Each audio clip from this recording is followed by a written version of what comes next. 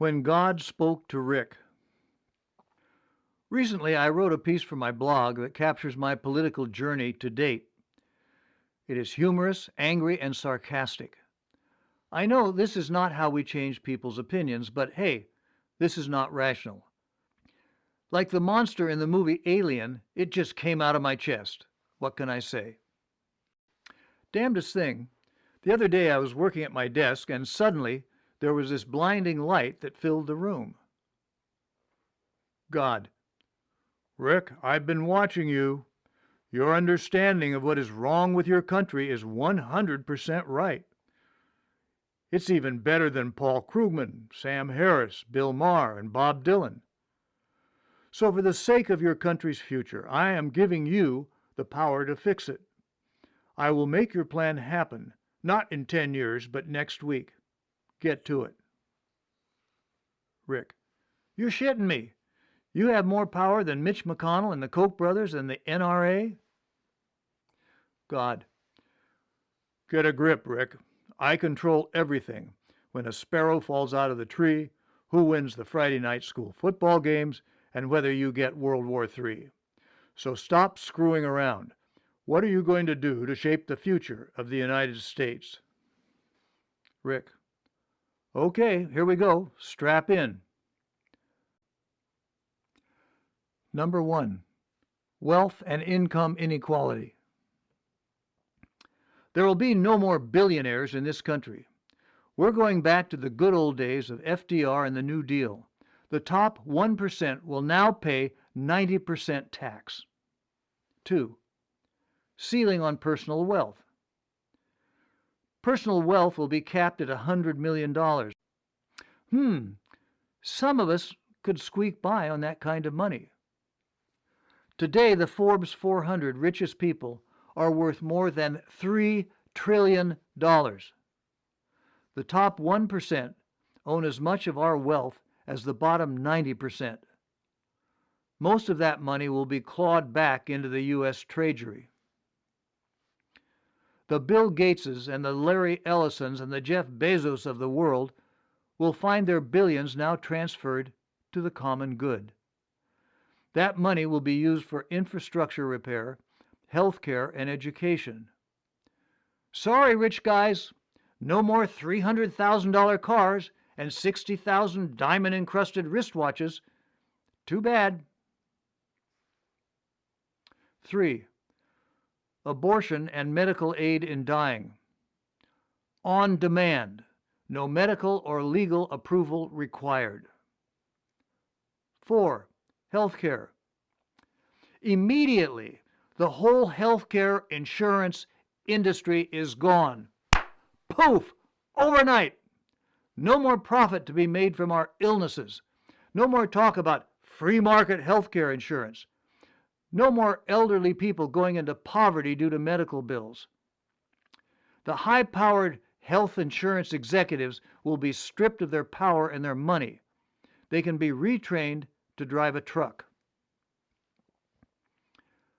Employers will no longer have to provide health care insurance.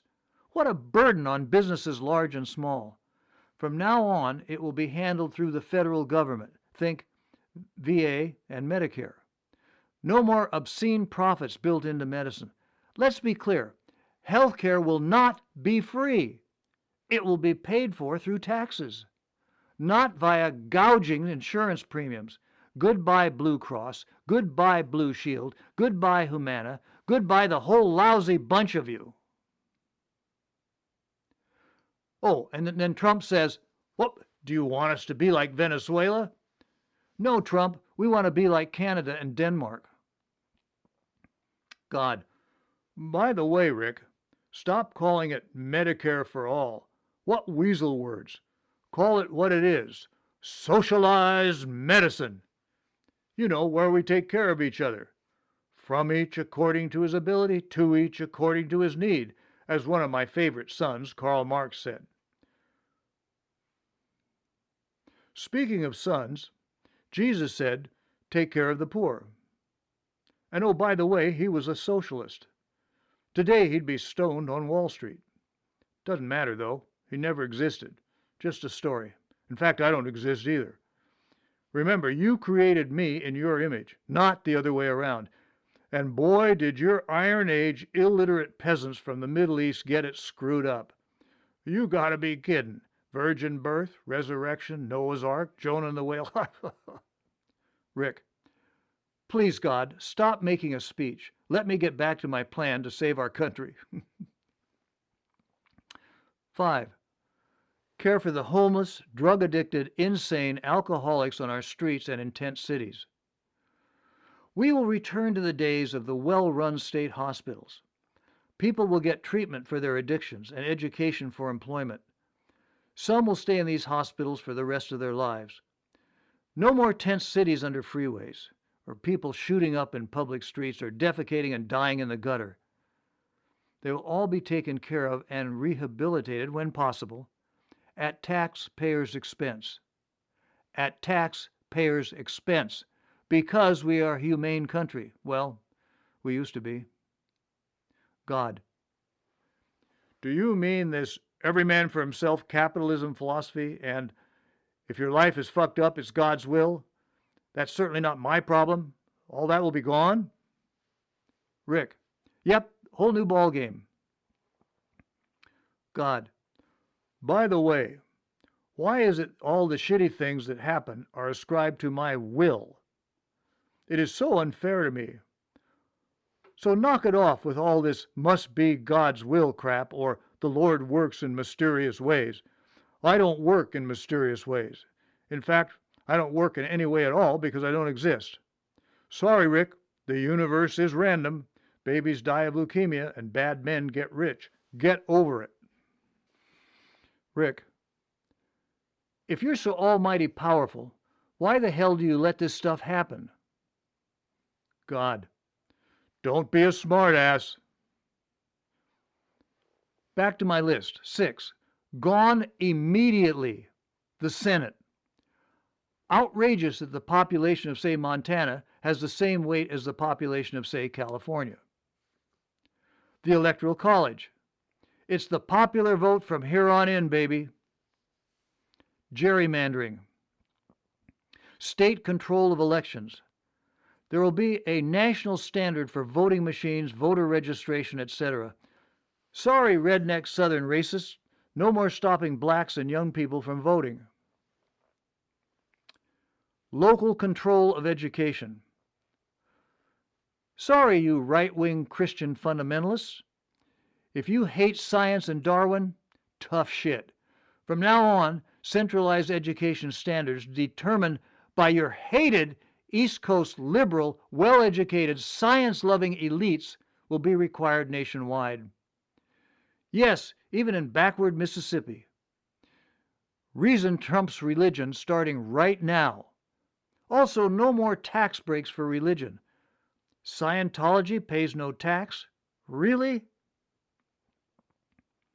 Big money in politics. No more political action committees. All campaigning will be funded by government money.